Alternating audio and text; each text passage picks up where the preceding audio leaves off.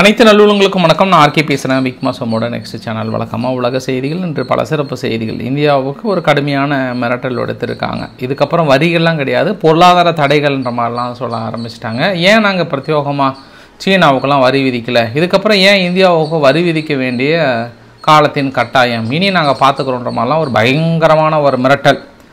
Russia நேற்று சும்மா இல்லாமல் 2-3 தாக்குதலை வேறு நடத்திட்டாங்க. அடுத்து இப்போ ஐரோப்பாவுக்கெல்லாம் பெரிய சந்தேகம், இவங்கெல்லாம் வருவாங்களா பேச்சுவார்த்தைக்கு. நம்ம வேறு ட்ரம்ப் அப்பா கிட்ட போய் பேசிட்டு வந்துட்டோமே, அவரும் சரி போயிட்டு வாங்க பேசிக்கலான்னு இருக்கிறாங்களே அப்படின்னு அவங்களுக்கு ஒரு பெரிய சந்தேகம் வந்திருக்கிறது. எல்லாமே சுற்றி இருக்கக்கூடிய அரசியல் நிகழ்வுகள் என்ன அனைத்தும் ஒருங்கிணைந்த ஒரு தகவலாக பார்த்தலாம். டைரெக்டாக நம்ம சம்பவம் இடத்துக்கு போயிட்டே இருக்கோம். நம்ம வீடியோக்குள்ள போகிறதுக்கு முன்னாடி நீங்கள் நம்ம சேனலை சப்ஸ்கிரைப் பண்ணலாம். சப்ஸ்கிரைப் பண்ணிட்டாங்க, மறக்காம பெல் பட்டன் கிளிக் பண்ணி ஆல் ஆப்ஷன்ஸ் கொடுங்க. வீடியோ கொடுக்கலாம்.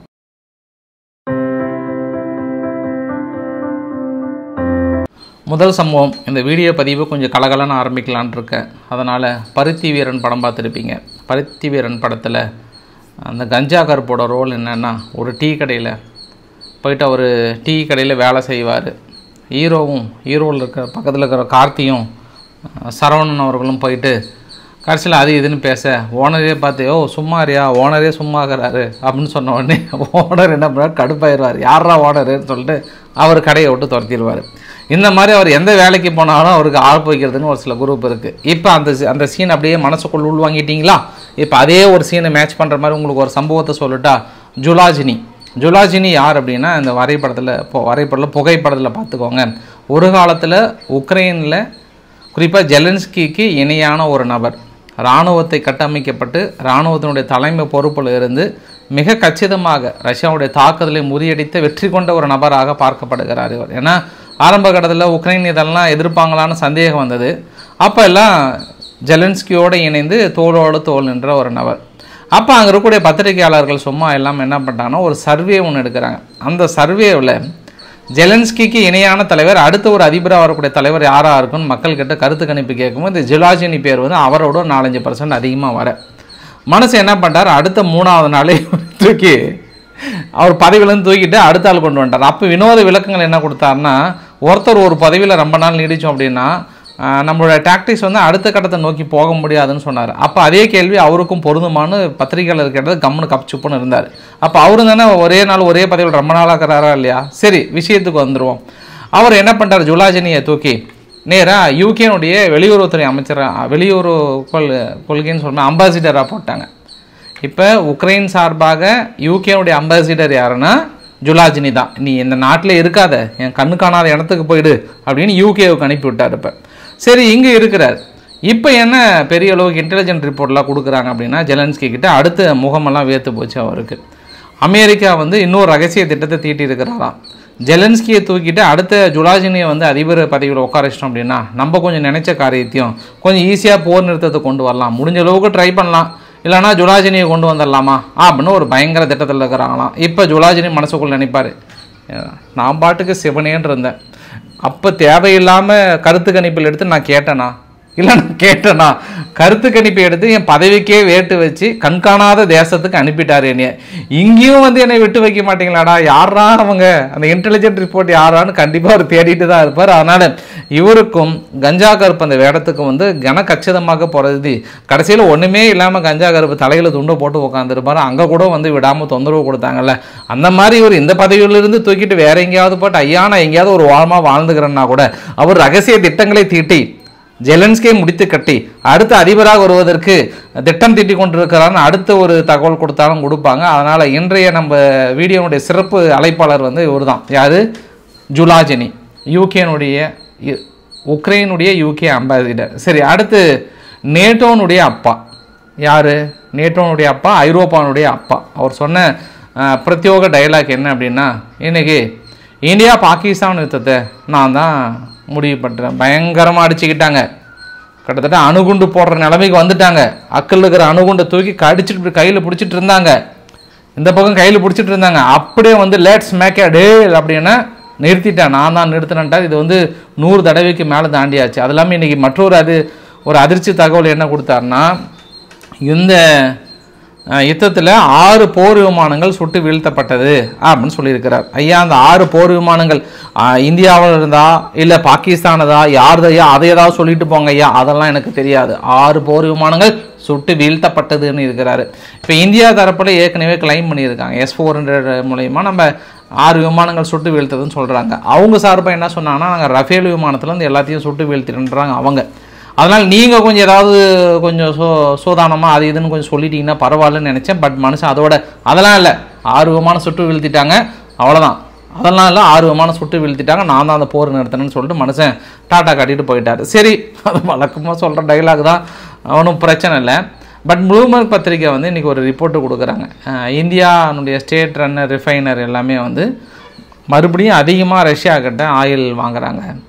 ஃபஸ்ட்டு அமெரிக்கா மிரட்டினாங்கன்னா வரி போட்டாங்கன்னா ஒரு பயம் இருந்தது. இப்போ அந்த பயம் எல்லாம் போயிடுச்சு. அந்த பயம் இருக்கிற வரைக்கும் தான் ஒருத்தர் வந்து கரெக்டாக இருக்கும். ஏதோ ஒரு பட்டில் கொண்டாயெல்லாம் இருக்குல்ல, நம்ம பயம் இருக்கிற வரைக்கும் தான் நம்மளாம் ரவுடிங்க. பயம் போயிடுச்சு அப்படின்னா நம்ம ரவுடிங்களே இல்லை. அதனால் மக்கள்கிட்ட அந்த பயம் இருந்துகிட்டே இருக்கணும். பயம் பயம் அப்படின்வாங்களே, வேதநாயகன்னா பயம் அப்படின்வாங்களே, அந்த மாதிரி தான் அமெரிக்கா. இப்போ அமெரிக்கா வரி விதிச்சாவே பயம் வரணும், ஓடி போயிட்டு அவங்கக்கிட்ட கெஞ்சணும், உடனே அந்த வரியை நீக்குவாங்க. உடனே ஆப்போசிட் நாடுகளுக்கு சரி நீங்கள் எங்கள் நாடுகளுக்கு ஏற்றுமதி பண்ணால் 15% வரி, ஆனால் நான் உங்களுக்கு 0% வரி, அமெரிக்காவுடைய பொருள்கள் மட்டும் வரி இல்லாமல் வாங்கிக்கணும், அவங்க 15% வரியோடு வாங்குவாங்க. வெற்றி மாபெரும் வெற்றி, அந்த பயத்திலே வைத்திருக்க வேண்டும். ஆனால் இந்தியா இந்த வரி விதித்ததுக்கு அப்புறம் கொஞ்ச நாள் அப்படி இப்படின்னு இருந்தாங்க. இப்போ அதிகமான அளவுக்கு ஆயில் வாங்குறாங்கன்னு ஒரு ரிப்போர்ட்டை கொடுக்குறாங்க. சரி, இந்தியா வழக்கமாக இந்தியான்ற பாருங்கள், அமெரிக்கா இதுக்கான சித்து வேலைகளில் எங்கெல்லாம் கை வச்சோம் அப்படின்னா அது ஆட்டோமேட்டிக்காக நம்ம வெற்றி பெறலாம் நினைப்பாங்க. பெசன்ட் அவர்கள், பெசன்ட்னா யாருங்க, அமெரிக்காவுடைய ட்ரெஸரினுடைய தலைவர். ஏற்கனவே தாய்க்கழி ஒருத்தர் இருந்தாங்க, அவங்கள தூக்கிட்டு வர போட்டிருக்கிறார். இவர் என்ன பண்ணிட்டாரு, இந்தியா ஆயில் வாங்குறத பொறுத்த வரைக்கும் என்னென்னா தனியார்னா ஒரு தனிப்பட்ட ஃபேமிலி வந்து பெனிஃபிட் ஆகுது, அது இந்தியாவுடைய மக்கள் வந்து பெனிஃபிட் ஆகலை. அதே சீனா பார்த்தீங்கன்னா 2022க்கு முன்பு ஒரு 13% வாங்கினாங்க, இப்போ அவங்க 16% வாங்குறாங்க. அதே இந்தியா வந்து 2022க்கு முன்பு ரஷ்யா கிட்ட 1% தான் வாங்கினாங்க, ஆனால் இப்போ வந்து 43% வாங்குறாங்க. இது வந்து அவங்க மக்களோட பெனிஃபிட் இல்லை, தனிப்பட்ட ஒரு ஃபேமிலியோட பெனிஃபிட்டாக நாங்கள் பார்க்குறோம். அதனால் நாங்கள் எந்த தடைகளை விதிக்கிறோன்றாங்க. ஸோ எந்தெந்த நாடுகளில் எங்கெங்கே கருத்துக்கள் சொன்னால் அந்த நாடுகளில் என்ன ஆகுன்றது ரொம்ப தெளிவாக தெரிஞ்சு வச்சிருக்கிறாரு. ஸோ இவர் சொல்கிற கருத்தும் எங்கள் எதிர்கட்சிகளுடைய குற்றச்சாட்டும் ரெண்டாக கூட்டி கழித்து பார்த்தீங்கன்னா எல்லாம் மேட்ச் ஆகுது. அதானி அம்பானி தனிப்பட்ட முறையில் அவங்க குடும்பங்கள் வளம் பெறுவதற்காக தான் இவங்க அங்கேருந்து வாங்குறாங்க. இப்போ இந்தியாவோட எதிர்கட்சிகள்லாம் என்ன கேட்க ஆரம்பிப்பாங்கன்னா, ஏற்கனவே கேட்டாங்க என்னென்னா, தனிப்பட்ட முறையில் அதானி அம்பானி அவங்க பலன் பெறுவதற்காக அதிகமாக ஆயில் வாங்குறதுனால நாங்கள் ஏன் பாதிக்கணும், 50% வரி விதிக்கிறாங்களே நாங்கள் ஏன்பா பாதிக்கணும், எனக்கு பதில் சொல்லுங்க ஆளுங்கட்சின்ற மாதிரிலாம் வந்து பயங்கரமாக கேள்வி கேட்டிருந்தாங்க இந்த பக்கம். ஸோ இதுக்கெல்லாம் இனி கடமைப்பட்டிருக்க வேண்டும்.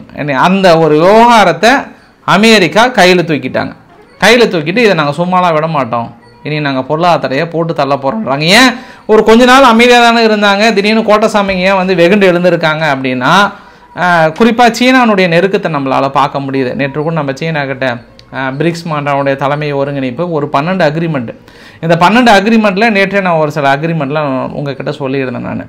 அதுவும் குறிப்பாக நமக்கு எதிராக பிரம்மபுத்திரா நதி மேலே கட்டப்படுகிற அணையில் கூட எல்லாத்தையும் நாங்கள் ஷேர் பண்ணுறோன்ற ஒரு விஷயத்தெல்லாம் எதிர்பார்க்க முடியாத ஒரு திருப்பங்கள் எல்லாமே நாங்கள் உங்களுக்கு ஷேர் பண்ணுறோம். அப்புறம் ஒரு சில தடைகளை நீக்கிறோன்னு போடப்பட்ட விஷயங்கள் தான். ஆனால் ஒரு காலத்தில் சீனா எதிரியாக இருந்தாங்க, என்னைய கூட திட்டினாங்கப்பா, இவன் சீனாவின் கைக்கூலி, இந்தியாவுக்கு எதிராக பேசுகிறான் அப்படின்லாம் என்னை பற்றி திட்டினாங்க. பட் இன்றைக்கெல்லாம் திட்ட மாட்டாங்க, ஒன்றும் பிரச்சனை இல்லை, அதனால் நம்ம தைரியமாக பேசலாம்.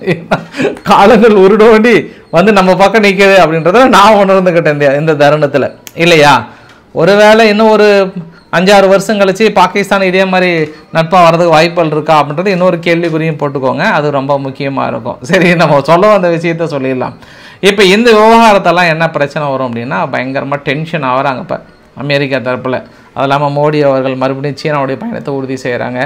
என்ன ஒரு நெஞ்சாலத்தை இருந்ததுன்னா பாருங்களேன், உடனே அடிக்கடி ரஷ்யாவுக்கு போகிறாங்கன்னு அங்கே ஒரு பயங்கரமான ஒரு கோபம். அதனால் வெள்ளை மாளிகையினுடைய செய்தி தொடர்பாளர் கருணாநிதி லெவிட் அவர்கள் என்ன சொன்னாங்கன்னா, இந்தியா மீது போடப்பட்ட வரியினால தான் ரஷ்யா ரொம்ப ஒரு ப்ரெஷராக அனுபவித்து ஓடி வந்து பேச்சுவார்த்தைக்கு உக்காந்தாங்க. அதனால் நாங்கள் இந்தியா மீது போடப்பட்ட தடையெல்லாம் வீண்லாம் சொல்லாதீங்க, அது வந்து சக்ஸஸ், மிகப்பெரிய ஒரு சக்ஸஸ். இன்னும் அதுக்கு அடுத்தது நாங்கள் இதுக்கப்புறம் போடுறதெல்லாம் அதிக வரி கிடையாது, இதுக்கப்புறம் தடை.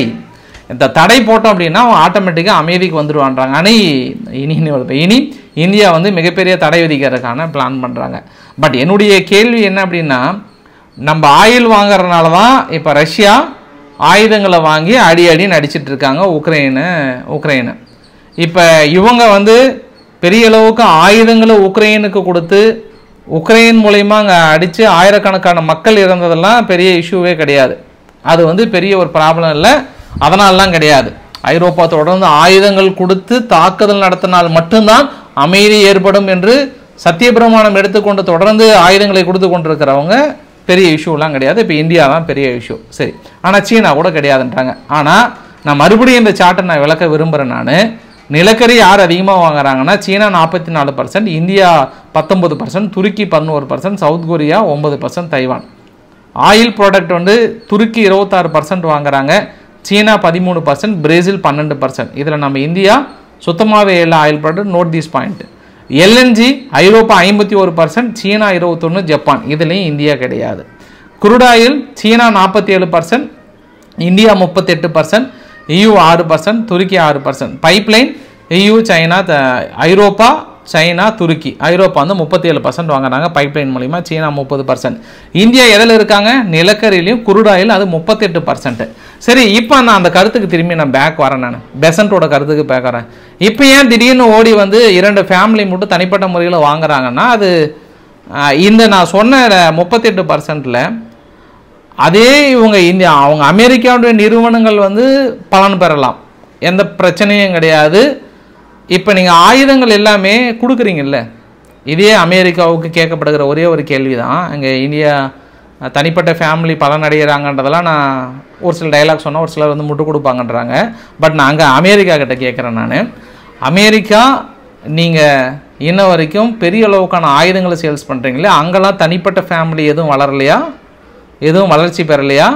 இப்போ கூட ஐரோப்பா ஓடி வந்து உக்ரைன் ஒரு உத்தரவாதம் கொடுத்துருக்காங்களே, ரஷ்யாவுடைய திருடப்பட்ட சொத்துக்கள் 100 பில்லியன் கொடுக்குறன்றாங்களே, அந்த 100 பில்லியன் வந்து அரசாங்கத்தோட நிறுவனத்துக்காக கொடுக்குறாங்க, தனியார் நிறுவனத்துக்கு கொடுக்குறாங்க. தனியார் நிறுவனத்துக்கிட்ட கொடுத்து தான் ஆயுதங்கள் வாங்குறாங்க. அப்போ அங்கே தனிப்பட்ட ஃபேமிலியெல்லாம் பிழைக்கவில்லையா? இந்த போரை வைத்துக்கொண்டு இன்னும் மிரட்டி கொண்டு பெரிய அளவுக்கு நீங்கள் வாங்கி கொண்டு இருக்கிறீர்களே, அப்போ இதையெல்லாம் யார் எந்த கணக்கில் சேரும்? இதெல்லாம் யார் கேட்பாங்க? ஆனால் ஒரு நாட்டுக்கு உள்ளே வந்து எங்கெல்லாம் டீஸ் பண்ணால் என்னெல்லாம் சொன்னால் அந்த நாட்டுக்குள்ளே பெரிய அளவுக்கு கலவரம் வெடிக்குமோ, பெரிய அளவுக்கு போராட்டங்கள் வெடிக்குமோ, அந்தந்த வார்த்தையை இனி பயன்படுத்துவாங்க. இனி இந்தியாவுக்கு எதிரான அனைத்து ஊடகங்களும் செயல்பட ஆரம்பிச்சிடுவாங்க கம்ப்ளீட்டாக. இது வந்து நடக்க தான் போகுது. அடுத்தடுத்து அவங்களுடைய ஸ்டெப் எல்லாமே வந்து ரொம்ப கனக்கச்சிதமாக, ஆல்மோஸ்ட் சொல்லாத குறையாக இனி இந்திய அரசியலில் எதிர்க்கட்சி தலைவராக அமெரிக்கா வந்து உட்காரும், மிகப்பெரிய அளவுக்கு உட்கார போது. இது மிரட்ட போகிறாங்க, ஃபுல்லாக மிரட்ட போகிறாங்க. இனி நடக்க தான் போகுது. ஸோ பார்க்கலாம் இனி இதை எப்படியெல்லாம் நம்ம தனது கண்ட்ரோலில் கொண்டு வர போகிறான்ட்டு. உடனே ஒரு சிலருக்கு தோணும், இல்லைப்பா கொஞ்சம் மிதமிஞ்சி சொல்கிறோம் அப்படின்றமா. உங்களுக்கு ஒரு சின்ன எக்ஸாம்பிள் சொல்கிறேன் நான். இப்போ அலாஸ்காவில் ஒரு சந்திப்பு நடந்ததில்ல, புடின் அவர்களும் ட்ரம்ப்போட சந்திப்பு. அப்போ அவர் சொன்ன வார்த்தையை பாருங்கள் எவ்வளோ முக்கியம். அந்த வார்த்தையும் நான் சொன்ன இந்த வார்த்தையை நீ மேட்ச் பண்ணிங்கன்னா என்ன இருக்கும்? யார்? பெசன்ட் அவர்கள் தான் சொல்கிறேன் நான். ஒரு நாட்டோட மிகப்பெரிய ஒரு சந்தர்ப்பம், ஒட்டுமொத்த உலகமும் ஒட்டுமொத்த மீடியாவும் வாட்ச் பண்ணிக்கிட்டு இருக்காங்க. வேர்ல்டுலே அதிகமான ஒரு விமானத்தை ட்ராக் பண்ண விமானம் எதுனா புடின் அவர்கள் வந்த விமானம் தான். அலாஸ்காவில் வந்து இறங்கும் போது தான் அத்தனை பேர் வாட்ச் பண்ணாங்க வந்து இறங்கும்போது. அப்படி இறங்கும்போது எங்களோட F-35 நாங்கள் நிறுத்தி வச்சுருந்தோம், F-22 நிறுத்தியிருந்தோம், எங்களுடைய ஸ்ட்ராட்டஜிக் பாம்பர்ஸ் மேலே பறக்க விட்டோம். இது எல்லாமே நாங்கள் அதாவது அடங்க முடியாத ஒரு நபரை, ஒரு பக்கத்து வீட்டுக்காரரை, கொஞ்சம் அன்கண்ட்ரோல்டாக இருக்கிற நபரை கூப்பிட்டு எங்களுடைய கன்னையும் பவரையும் காட்டி கொஞ்சம் அது என்ன சொல்கிறது, அது அடக்கிறதுக்கான ஒரு வார்த்தையாக சொல்கிறாரு. அதாவது எங்களுடைய கன்னையும் பவரையும் அடக்க முடியாத பக்கத்து வீட்டுக்காரரை கூப்பிட்டு எங்களுடைய ஆயுத பலனை காட்டினாவே அவங்க இதுக்கப்புறம் அமைதியாகிடுவாங்கன்றாங்க. அப்போ நம்ம என்ன புரிஞ்சுக்கலாம்? அப்போ புடின் அவர்களை கூப்பிட்டு இது எல்லாம் காட்டி ஸ்ட்ராட்டஜிக் பாம்பர்ஸ் எல்லாம் காட்டி நாங்கள் மிரட்டிட்டோம், எங்களோட பலத்தை காட்டியிருக்கோன்றாங்க. அப்போ இந்த ஆதிக்க மனநிலை, அப்போ இதனால தான் புடின் அவர்கள் வந்து ஒத்துக்கிட்டாங்க. இல்லை, இதே மனநிலை தான் உலகம் முழுவதையும் தனது கண்ட்ரோலில் கொண்டு வரணும்னு நினைக்கிறார். ஸோ பொறுத்திருந்து பார்க்கலாம் இனி என்ன நடக்க போகிறது. மறுபடியும் நேட்டோனுடைய அப்பா கிட்ட ஒரு கேள்வியை கேட்குறாங்க. அந்த அப்பா என்ன சொன்னாருன்னா, நீங்கள் கிரிமியாவை கொடுக்க விரும்புகிறீங்களா அப்படின்றதுக்கு அவர் டென்ஷன் ஆகிட்டார். யாரை பார்த்து என்ன சொல்கிறீங்க, கிரிமியாவெலாம் நான் கொடுக்கல விரும்பணும், கொடுன்னு சொல்லலை, கொடுக்கலன்னு சொல்லலை. அது உக்ரைனோட முடிவு, ஐரோப்பானோட முடிவு. ஏன்னா அடுத்த இன்னும் 20 வருஷத்துக்கு பத்திரிகையில் நான் இடம்பெற விரும்பலைன்ட்டார். சப்போஸ் நான் வந்து கிரிமியாவை கொடுங்கன்னு ஒரு வார்த்தை சொல்லி கடைசியில் ட்ரம்ப் அவர்கள் தான் இந்த கிரிமியாவை கொடுத்தாரு புட்டினுக்குன்னு சொல்லிட்டு அடுத்த ஒரு 20 வருஷத்துக்கு பத்திரிகைகள் எழுதுவாங்க, விக்கிபீடியாவில் வரும். அந்த இழிச்சொல் எனக்கு தேவையா? நான் எவனுக்கு போகணும்னு நினைக்கிறேன், நான் ஹெவனுக்கு போகணும். அதனால் நான் வந்து ரிஜெக்ட் பண்ணுறேன்ட்டார். எங்கள் அப்பா பயங்கரமான ஆளாக இருக்கீங்களே அப்படின்ட்டு வெள்ளை மாலையோட செய்தி தொடர்பாளர் கருணாநிதி வீட்டு அவர்கள் மறுபடியும் ஒரு செய்தியை சொல்கிறாங்க. அதாவது புஷ் காலத்தில், யார் இதுக்கு முன்னாடி புஷ் இருந்தார்ல அமெரிக்காவில், அப்போ வந்து ஜார்ஜியா வந்து இன்வைட் பண்ணாங்க ரஷ்யா. ஒபாமா காலத்தில் கிரிமியாவை எடுத்துக்கிட்டாங்க. பைடன் காலத்தில் உக்ரைனியே இன்வைட் பண்ணாங்க. ஆனால் எங்கள் ட்ரம்ப் காலத்தில் ஒரே ஒரு சின்ன நாடு கூட எங்கேயுமே இன்வைட் பண்ணலன்றார். அப்போ ஒருவேளை இவர் தானே உங்கள் ட்ரம்ப்பே காசாவை நான் இன்வைட் பண்ணுறேன்னு சொன்னார், அது காதலில் இல்லையா? அது பக்கம் வெஸ்ட் பேங்க் பகுதியை பெரிய அளவுக்கு கட்டிடங்களாக கட்டி அன்றைக்கும் நான் பாதிக்கு மேலே இன்ன வரைக்கும் ஆக்கிரமிச்சிட்டாங்களே, அதையெல்லாம் உங்கள் கண்ணுக்கு தென்படலையா? உங்களுக்கு தகுந்தது உக்ரைன் மட்டும் தான் தென்படுகிறதா? மற்ற இந்த உலகில் வேறு எங்கேயும் தென்படவில்லையா? அங்கே சூடான் என்ன நடக்கிறது, மற்ற நாடுகள் எங்கேயும் நடக்கிறதா? சரி, ஓகே, இது அவங்கவுங்க சொன்னால் நம்மனா தான் நம்மளுக்கு சோறுன்னும் போது ஒன்றும் பண்ண முடியாது. கேட்டால் அவங்க தியாகம்ன்றாரு. இன்றைக்கி வெள்ளை மாளிகை சொல்கிறாங்க, அமெரிக்கா வந்து மிகப்பெரிய அளவுக்கு தியாகம் பண்ணியிருக்காங்களாம். என்ன தெரியுமா தியாகம்? வழக்கமாகவே ஒரு சனி ஞாயிறுனா கோல்ஃப் விளையாட போவாராம். ஆனால் இந்த வாரம் வந்து இந்த உக்ரைன் நெகோசியேஷனுக்காகவே தியாகம் பண்ணிட்டாராம். யாருமே எந்த ஒரு தலைவருமே இப்படிலாம் தியாகம் பண்ண மாட்டாராம். சனி ஞாயிறுனா கோல்ஃப் விளையாட போவார். ஆனால் இந்த வாரம் போகலையா? ஏன் போகல? ஏதோ ஒரு நாடு, எங்கேயோ இருக்கிற நாடுகள் அமைதி பெறுவதற்காக தன்னையும் தன் உயிரையும் மதித்து தியாகம் செய்திருக்கிறாரு எங்கள் தலைவர். கோல்ஃப் விளையாட போகலை இல்லையா? அது அல்லவா தியாகம்னு இருக்காங்க. எங்கள் அப்பா இந்த தியாகத்தை நினச்சி வரும் எதிர்கால சந்ததியினர் மிகப்பெரிய ஒரு பாடமாக எடுத்து இனி சப்ஜெக்டில் வர்றதுக்கும் வாய்ப்புகள் இருக்குன்னு நம்ம நினைச்சுக்க வேண்டியதான். ஆனால் ஐரோப்பாவுடைய தலைவர்கள் என்னென்னா பெருத்த சந்தேகம் வந்துடுச்சு, நிஜமாவே அவர் அமைதி ஏற்படுத்துவாரா ஏற்படுத்த மாட்டாரான்ட்டு. ஏன்னா நேற்று இரவு ரஷ்யா என்ன பண்ணிட்டாங்க, ஒரு 280க்கு மேலே ஒரு ட்ரோன் தாக்குதலை நிகழ்த்தினாங்க. பெரிய ஒரு இழப்புகள் ஏற்பட்டதாக உக்ரைன் தரப்பில் சொல்கிறாங்க. என்னுடைய கேள்வி ஒன்று தான், நீங்கள் பெரிய அளவுக்கு தொடர்ந்து ஒரு 6 நாளாக அடி நடிச்சிங்க, அதுக்கு காரணம் என்ன? நாங்கள் ப்ரெஷர் கொடுக்குறோம், அந்த ப்ரெஷர்னால் அவங்க பேச்சுவார்த்தைக்கு வராங்க. அப்போ நீங்கள் தாக்கல் நடத்தினா அது ப்ரெஷர், ஒரு அழுத்தம். அவங்க தாக்கல் நடத்தினாங்கன்னா அது வந்து தீவிரவாத தாக்குதல், அது வந்து கெட்ட தாக்குதல். அவங்க வந்து அமைதிக்கு வந்து விரும்பலை. நீங்கள் நடத்துனீங்கன்னா அது அமைதி விரும்புகிறீங்க, அமைதிக்காக அந்த தாக்கல் நடத்துகிறீங்க. அவங்க நடத்துனாங்கன்னா அமைதியை விரும்பாத தாக்குதல், ஒரு கெட்ட தாக்குதல், பூ தாக்குதல், தீவிரவாத தாக்குதல். வாட் யூ எக்ஸ்பிளைன் இல்லை, அது மிகப்பெரிய ஒரு எக்ஸ்பிளைனாக இருக்குன்னு அதை நம்ம ஏற்றுக்கணும்பா. வருங்கால சந்ததியர்களுக்கு ரொம்ப முக்கியம் இதெல்லாம். இன்னொரு விஷயத்தையும் பார்க்க முடியுது. இந்த 270 ட்ரோன் அந்த வரைபடத்தை பார்க்குறீங்களே, அது காட்ட மறந்துட்டேன் நான். இதை பார்த்துக்கோங்க, மேலேருந்து கீழே வரைக்கும். இவங்க கியூவை கூட டார்கெட் வைக்கல, அதுக்கு பக்கத்தில் தான் டார்கெட் வைத்திருக்காங்க. நேற்று இந்த க்ரம்ஷெக்குன்னு சொல்லிட்டு மிக முக்கியமான ஆயில் ரிஃபைனரி இன்னும் எரிஞ்சிட்டு தான் இருக்குது. ஆனால் ஒரு குறிப்பு, ரஷ்யா நடத்தின ஒரே ஒரு ஆயில் ரிஃபைனரி தான். ஆனால் உக்ரைன் அவங்க ரஷ்யா மீது நிகழ்த்து பார்த்தோம் அப்படின்னா கிட்டத்தட்ட அவங்களோட ப்ரொடக்ஷன் யூனிட்டே 20% பாதிப்பு. ஒட்டுமொத்த இதில் 20% அளவுக்கு பாதிக்கப்பட்டிருக்கு. அந்த அளவுக்கான தாக்குதல், பெரிய இழப்புகள். கடந்த ஒரு 25 நாளாக உக்ரைனை விட ரஷ்யா அதிகமான இழப்புகளை சந்திச்சிருக்காங்க. ஏன்னா இவங்க அமைதிக்கான தாக்குதல் நடத்துகிறாங்க. அவங்க நடத்துகிறது தான் அமைதியில்லாத தாக்குதல். அது நான் குறிப்பு சொல்ல விரும்புகிறேன். இப்போ ஐரோப்பா எல்லாமே கம்ப்ளைண்ட் பண்ணிட்டு போயிட்டாங்க. தலைவரே, நீங்கள் சொன்னீங்கன்னா யார்? அவங்க அப்பா கிட்ட சொல்லியிருக்கிறார், ஐரோப்பாவுடைய அப்பா கிட்ட.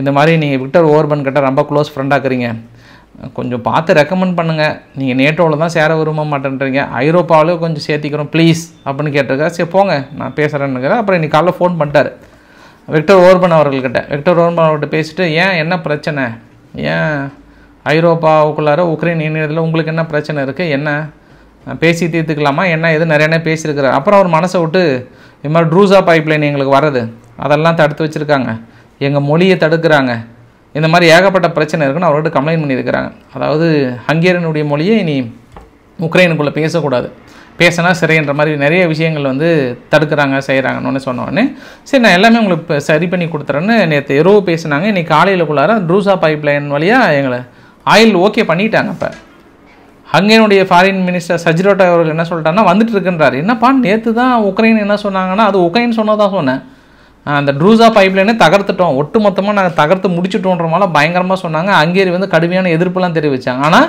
அப்படி தகர்த்த பைப்லைன் திடீர்னு இன்றைக்கி வருதுன்றாங்க. அப்போ யாருப்பா இத்தனை நாள் உண்மையை சொல்கிறாங்க பொய் சொல்கிறாங்கன்னு நம்மளால் கண்டுபிடிக்க முடியலையே. அப்போ எப்படி திடீர்னு இன்றைக்கி பைப்லைன் வந்து உங்கள் செய்தியை நம்பி நான் சொன்னேன் அப்படின்னா நீங்கள் என்ன நினைப்பீங்க? நேற்று இதுவே ட்ரூசா பைப்லைன் உங்கள்கிட்ட எக்ஸ்பிளைனோட சொன்னேன், வரைபடத்தெல்லாம் காட்டி உங்கள்கிட்ட சொன்னேன் நான், ஹங்கேரி ஸ்லோவேக்கியாக்கெல்லாம் போகாதுன்ற மாதிரி சொன்னேன் நான். ஆனால் திடீர்னு ஓடி வந்து இல்லை இன்னைக்கு காலையில் வந்துட்டுருக்கு, ஒன்றும் பிரச்சனை இல்லை, ஒரு சின்ன பிரச்சனை தான், அது ரஷ்யா சரி பண்ணிட்டாங்க, வந்துட்டுருக்குன்றாங்க. இதெல்லாம் என்ன எஃபெக்ட்டு? அங்கே ஐரோப்பாவுடைய அப்பா சொன்ன வேலை. அப்பா என்ன பண்ணிட்டாரு, உக்ரைனுக்கிட்ட சொல்லி நீங்கள் வந்து ஐரோப்பாவுக்குள்ளே இணையணும் அப்படின்னா ட்ரூசா பைப்லைனை விட்டுருங்க, ஹங்கேரி வாங்கட்டும்னு சொன்னோடனே சரி ஓகே அப்படின்னு சொல்லி பாருங்கள், எங்கே இதெல்லாம் கிவ் அண்ட் டேக் பாலிசி இருக்குது பாருங்கள். ஓடி வந்து நல்ல வேலைலாம் செஞ்சுட்டு இருக்காங்க. இன்னொன்று மறுபடியும் வெள்ளை மலைக்கிட்ட வரேன். கருணா லிவிட் அவர்கள் சொன்ன ஒரு வார்த்தை, வெனிசுலாவை நோக்கி உங்களோட போர்க்கப்பல் போயிட்டுருக்கே 4000 மைல்ஸ் 4000 மரைன்ஸோடு போயிட்டுருக்கு, அதுவும் அடுத்தடுத்த தீவிரமாக ஈடுபட்டுருக்கீங்களே. ஏன்னா இப்போ நிக்கோலஸ் மதுரோ யாருங்க வெனிசுலாவோட அதிபர் என்ன சொல்லிட்டாருன்னா, விமானங்கள் பறக்க தடை விதிச்சிட்டாங்க, ட்ரோன்கள் பறக்க தடை விதிச்சிட்டாங்க, ட்ரோன் எதுவுமே சேல்ஸ் பண்ணக்கூடாதுன்னு சொல்லிட்டாங்க, நேஷன் வைடு அங்கே தடை விதிச்சிருக்காங்க கம்ப்ளீட்டாக. மக்களே கப்சிப்புன்னு இருக்காங்க, இப்போ அமைதியாக இருக்காங்க.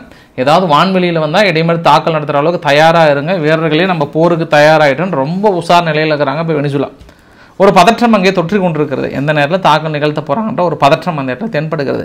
அப்படி இருக்கச்சே இங்கே என்ன கேள்வி கேட்குறாங்கன்னா, லிவிட் அவர்களே, கார்லினா லிவிட் அவர்களே சொல்லுங்கள் என்ன நீங்கள் திடீர்னு வெனிசுலான்னா நாங்கள் ட்ரக் காட்டெல்லாம் முடிக்காமல் விட மாட்டோம், யாராக இருந்தாலும் சரி எங்கே இருந்தாலும் சரி, தேவைப்பட்டால் தரைப்படையும் இறக்குவோம்ட்டாங்க. அந்த வார்த்தை ரொம்ப முக்கியம், ப்ளீஸ் அண்டர்லைன்.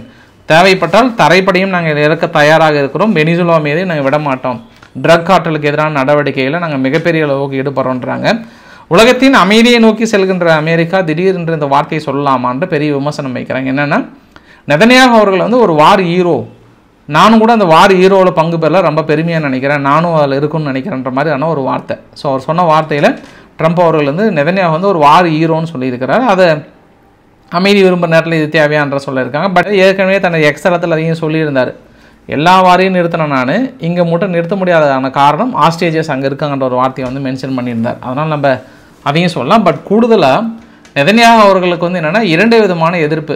மேக்ரான் அவர்கள் வந்து கடுமையான எதிர்ப்பு தெரிவிச்சிட்டார், ரொம்ப சீரியஸாக நான் எடுத்துக்க போகிறேன், நீங்கள் வைக்கப்படுகிற விமர்சனங்கள் எல்லாத்தையும் இனி பதில் கொடுக்கப்படும், எதுவுமே அன்ஆன்சர்டு, இதுக்கப்புறம் நீங்கள் வைக்கிற ஒவ்வொரு விமர்சனங்களுக்கும் நான் அன்ஆன்சர்டாக இருக்க மாட்டேன், இன்றைக்கி பதில்கள் வைத்திய தீர்வுண்டா என்ன நடக்க போதோ தெரியல. ஒருவேளை பிரான்ஸுடைய படைகள் ஹமாஸுக்கு ஆதரவாக இறக்க போகிறாரா என்னன்னு தெரியல, ஒருவேளை ஒட்டுமொத்த படையும் இல்லை பாலஸ்தீனத்தில் வந்து இறக்க போகிறாரான்னு தெரியல.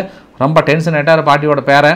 மேக்ரான் அவர்கள் இனிமேட்டு உங்களை வச்சு செய்ய போகிறேன்றாங்க. ஆஸ்திரேலியாவும் சொல்லிட்டாங்க, எப்போ நீங்கள் எங்களுடைய பிரைம் மினிஸ்டர் அல்பனீஸ் அவர்களை வந்து வீக் பிரைம் மினிஸ்டர் சொன்னீங்களோ, இதுக்கப்புறம் பெஞ்சமின் நெதன்யாகுடைய விசா வந்து கேன்சல் பண்ணிட்டாங்க, எங்கள் நாட்டுக்குள்ளேயே வராதிங்க, வந்தீங்கன்னா கைது பண்ணிடுவோன்றாங்க.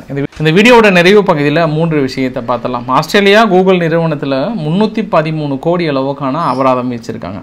எவ்வளோ? 313 கோடி. காரணம் என்ன அப்படின்னா, அங்கே இருக்கக்கூடிய செல்ஃபோன் நிறுவனங்கள், அதாவது தொலைத்தொடர்பு நிறுவனங்கள் கூகுள் கிட்ட ஒப்பந்தம் போட்டு சர்ச் என்ஜின் வந்து ஒன்லி கூகுள் மட்டும்தான் இருக்கணும்னு செட் பண்ணியிருக்காங்க எல்லா தொலைத்தொடர்பு நிறுவனங்களும். அதனால் இது கேஸை ஃபைல் பண்ணியிருக்காங்க. கஸ்டமர் போயிட்டு நாங்கள் சர்ச் என்ஜினில் கூகுள் மட்டும் தான் வருதுன்னு சொன்னோடனே டென்ஷன் ஆகி இப்போ கேஸ் ஃபைல் பண்ணியிருக்காங்க. ஸோ 313 கோடி அளவுக்கு கூகுளுக்கு ஃபைன் போட்டிருக்காங்க. ஒரு விஷயம் அப்படின்னா, நம்ம இங்கெல்லாம் கூகுளில் சர்ச் பண்ணாவே அடுத்தது அமேசானுடைய ப்ராடக்ட் தேடி வந்து கொடுக்குறாங்களே, அதெல்லாம் நம்ம என்ன சொல்கிறது? நம்ம எந்த ப்ராடக்ட்டை எங்கே எதுன்னு ஃபோனில் பேசினா கூட அடுத்து அது ஆட்டோமேட்டிக்காக நம்ம கண்ணு முன்னாடி வந்து நிற்கிற மாதிரி செட் பண்ணியிருக்காங்களே, இதுக்கெல்லாம் நம்ம எவ்வளோ ஃபைன் பண்ணி ஒரு ஆனர் அப்படின்னு நான் நினச்சிக்கிட்டேன் நான். ஏன்னா இதுவுமே மிகப்பெரிய ஒரு தெஃப்ட்டுன்னா திருடு. நம்ம தனி நம்பருடைய நம்ம மற்றவங்ககிட்ட பேசுகிறது, நம்ம தேடுறது எல்லாமே வந்து அமேசானுக்கோ ஃப்ளிப்கார்ட்டுக்கோ மற்ற நிறுவனங்களுக்கோ இல்லை இன்சூரன்ஸ் கம்பெனிக்கோ மற்ற எதுக்குமே விற்பனை செய்யப்படுகிறது என்பதும் ஒரு கூடுதல் தகவல். அப்போ நம்மளும் ஃபைல் பண்ணலாம், கோடிக்கணக்கில் நம்ம அதில் எடுத்துட வேண்டியது தான் நினச்சிக்கிட்டேன் நான். இன்னும் நைஜீரியாவுக்கு மேலே ஒரு குட்டி பிளேஸ் இருக்குது பாருங்கள், கட்சினா பகுதியில் திடீர்னு ஒரு மசூதிக்குள்ளார ஒரு கன்மேன் உள்ள நுழைஞ்சு தாக்கல் நிகழ்த்தியிருக்காங்க. 27 பேர் பக்கம் இறந்திருக்காங்க, அதாவது இறந்து போயிருக்கதா சொன்னாங்க. நிறைய பேர் படுகாயம் அடைந்திருக்கா சொல்லியிருக்காங்க. இது நைஜீரியாவில் நடந்த சம்பவம். ஃபைனலாக ஒரு அதிர்ச்சி சம்பவத்தோடு முடிச்சிடலாம். சீனானுடைய சயின்டிஸ்ட் இதுக்கப்புறம் ரோபோவே வந்து குழந்தை பெறுவதற்கான அனைத்து முயற்சிகளும் தயார் பண்ணிட்டுட்டாங்கன்னா, வயிற்றுக்குள்ளே ஒரு சுச்சுவேஷனை உருவாக்கி இதுக்கப்புறம் ரோபோ மூலிமா குழந்தை பெற்றுக்கலாம் அப்படின்னு சொல்லியிருக்காங்க. இதுக்கு முன்பு நார்வேயில் இருக்கக்கூடிய ஒரு சில நிறுவனங்கள், நார்வே, ஜெர்மனி சயின்டிஸ்ட்லாம் ட்ரை பண்ணாங்க. அதாவது குழந்தை பிறப்பதற்கு இயந்திரம் மாதிரி வந்து தயார் பண்ணிகிட்டு இருந்தாங்க. பட் அது வந்து சீனா ஒரு ஸ்டெப் மேலே போயிட்டு இதுக்கப்புறம் நாங்கள் ரோபோ மூலிமா 2026 எண்டுலேருந்து நாங்கள் ஆல்மோஸ்ட் நாங்கள் ட்ரையல் எடுக்க போகிறோன்ற மாதிரி சொல்லியிருக்காங்க. குவான்சோ மாகாணத்தில் இருக்கக்கூடிய கைவா டெக்னாலஜின்ற ஒரு நிறுவனம் அந்த கைவா டெக்னாலஜியை வந்து அனௌன்ஸ் பண்ணியிருக்காங்க. அதில் ட்ரையல் பேஸ் வந்து போயிட்டுருக்குன்றாங்க.